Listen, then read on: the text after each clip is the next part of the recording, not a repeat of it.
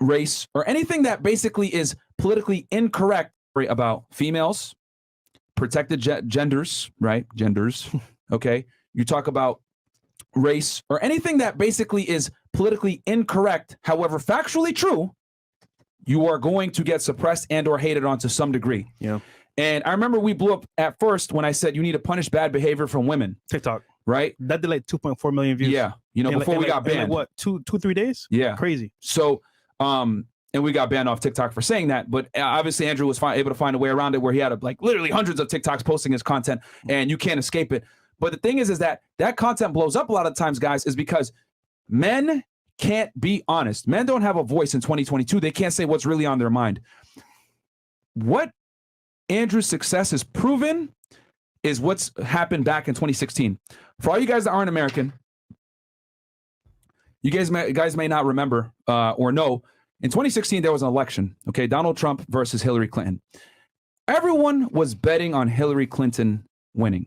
Hell, I'll be honest with you guys. I even thought she was going to win. I voted for Trump, and I thought Hillary was going to win. Yeah, like everyone thought she was going to win. I was working for the government at the time. I was like, okay, you know, Secret Service is probably going to need help because I worked for HSI. Secret Service is a part of Homeland Security. They often ask us for help during presidential inaugurations, whatever it may be. So I was like, okay, it's probably going to be Hillary that needs a detail along with her husband, you know, former President Bill Clinton. And when I tell you guys that when Trump won, there was fucking pandemonium. People were going nuts. I was even shocked. But it did something. It made me realize that there's a silent majority that does not believe in the clown world bullshit. There's a silent majority that realizes there's two genders. There's a silent majority that realizes men should be men and women should be women. There's a silent majority that understands that the family is the backbone to any thriving civilization. And not only that, there's a silent majority that is not going to bend the knee to politically correct liberal leftist propaganda fucking bullshit. And that's what Donald Trump was able to do. He was able to galvanize a silent majority to vote operating in reality. Fuck your political beliefs, okay, or how you feel about your feelings. When Trump was in office, he did a fantastic job of elevating the economy, and we did well. I don't want to make this a political podcast, but just look at the numbers. What's gas right now versus what was gas when Trump was in office? Yep. I'll leave it at that, okay? The point is that what Tate has been able to do is he's able to take that silent majority that voted for Trump, or that silent majority that believes in reality, right, tends to be a little bit more conservative in their belief system, and he was able to give them a fucking voice, okay? And in return for giving them a voice, they're trying to take that voice away. I want to bring your guys' attention to an Instagram post here that really had my blood boiling, which stimulated this entire podcast right now. Let's pull it up real quick, Chris. This liberal fucking dude from Instagram. I checked his bio, or their bio. It's a he, they. You always check the bio. You could tell a lot about a person. If you see this bullshit, just check the bio. So pull up this guy's actual profile. This ass clown needs to be embarrassed, okay? This guy, Matt XIV, okay? He, they. I'm not even gonna read you with very long. That's what the bio says. Yeah. An abortion link in the bio too. Yeah. Look, you can learn everything about this person immediately. Yeah, you already know what you need to know about this shit. This is like some wild fucking clown world shit. A bot. But anyway,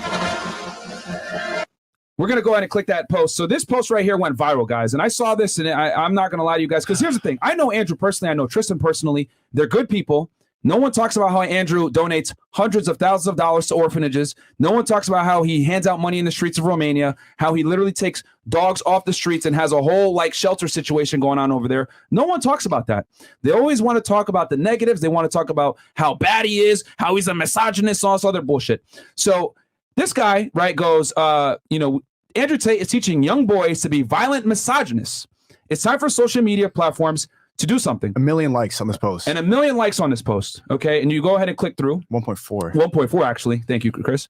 Andrew Tate is an influencer and former kickboxer whose violently misogynistic, homophobic videos have propelled him to global fame among young men and boys.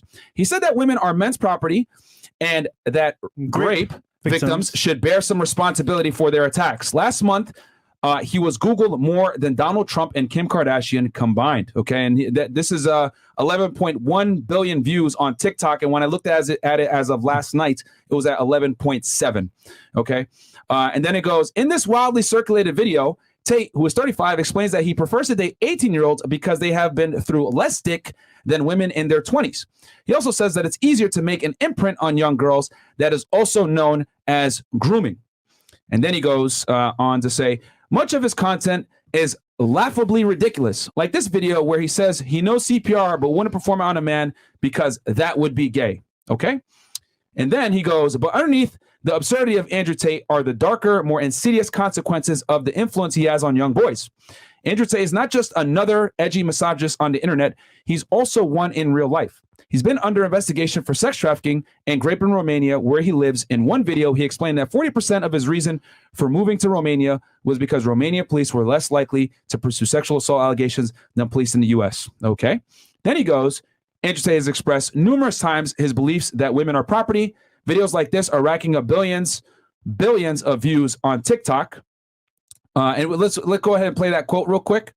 And play the play the little sound. I think my sister is her husband's property. I'm not saying anything new. I'm not saying anything which is really, truly even controversial. The whole world agreed that the woman belongs to the man when she decides to give herself to a man.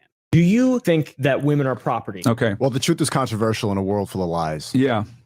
And what I'm going to do is I'm going to read this so just so you guys get an idea, and then we'll go back and break each slide down as to why this guy's on some Looney Tune bullshit. Here he explains to his audience comprised largely